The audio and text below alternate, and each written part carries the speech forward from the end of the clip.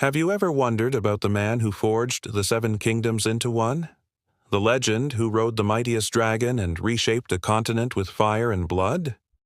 Today, we're diving deep into the complete story of the most pivotal figure in Westerosi history, Aegon Targaryen, the first of his name, the Conqueror. Our story begins not in Westeros, but on the volcanic island of Dragonstone, the last outpost of the once great Balerion freehold. A century after the Doom destroyed their homeland, the Targaryens were one of the few surviving Dragonlord families.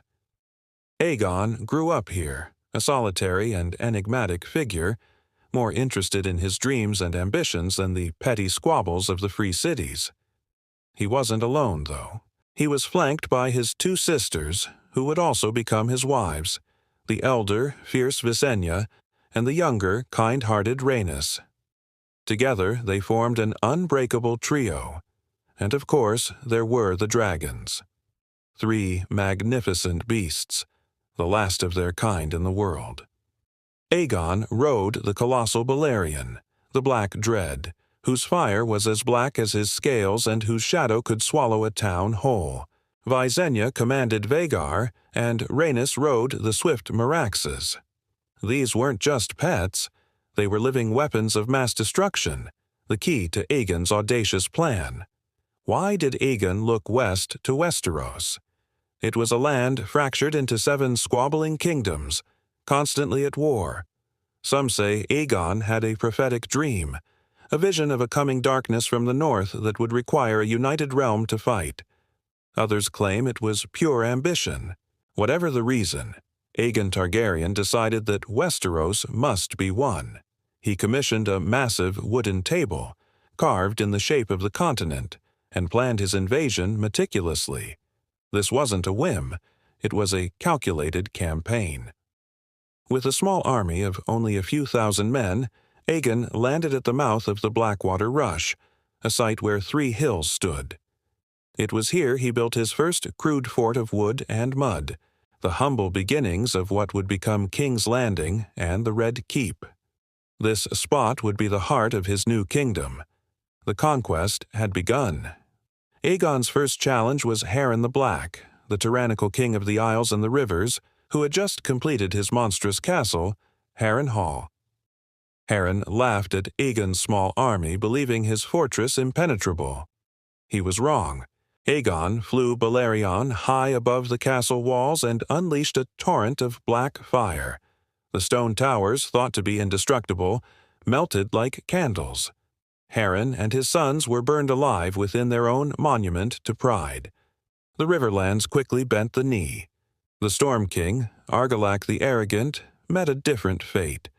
He marched from Storm's End to meet Aegon's forces in open battle. The fight, known as the Last Storm, was decided when Aegon's commander and rumored half-brother, Orys Baratheon, faced Argilac in single combat. Argilac fell, and his daughter, Argella, barred the gates of Storm's End. Her own garrison, however, delivered her to Orys, who took her as his wife and founded House Baratheon, adopting the Storm King's sigil and words. Now, the 2 greatest kings of Westeros, King Mern of the Reach and King Lorne of the Rock, united their massive armies to crush the Targaryen invaders. Their combined force outnumbered Aegon's 5-1. On a vast, dry plain, the 2 armies clashed in what would be called the Field of Fire. At first, the Targaryen forces were overwhelmed, but then Aegon and his sisters descended from the sky on all 3 dragons. It was the only time all 3 were unleashed at once. They bathed the field in dragon flame, incinerating 4,000 men, including King Mern. King Loren, witnessing the horror, wisely surrendered and was named Warden of the West. House Lannister kept their titles and Casterly Rock by bending the knee. The North was next. Torrhen Stark, the king in the north, marched his army south. But when he saw the Targaryen host, the formidable Balerion, and the scorched earth behind them, he made a choice that saved countless northern lives. Instead of fighting a hopeless battle, he knelt and swore fealty to Aegon. From that day on, he was known as the King Who Knelt, and House Stark became Wardens of the North. The Vale of Arryn, protected by the supposedly impregnable Aerie, seemed safe, but Queen Visenya Targaryen simply flew Vhagar up to the castle's courtyard. The young King Ronal Arryn, fascinated by the dragon, asked for a ride. Visenya obliged, and when they landed, the Vale had a new liege lord. No blood was shed. Only one kingdom remained defiant: Dorne. The Desert Kingdom was unlike any other. The Dornish refused to meet the Targaryens in open battle. They waged a guerrilla war using hit-and-run tactics.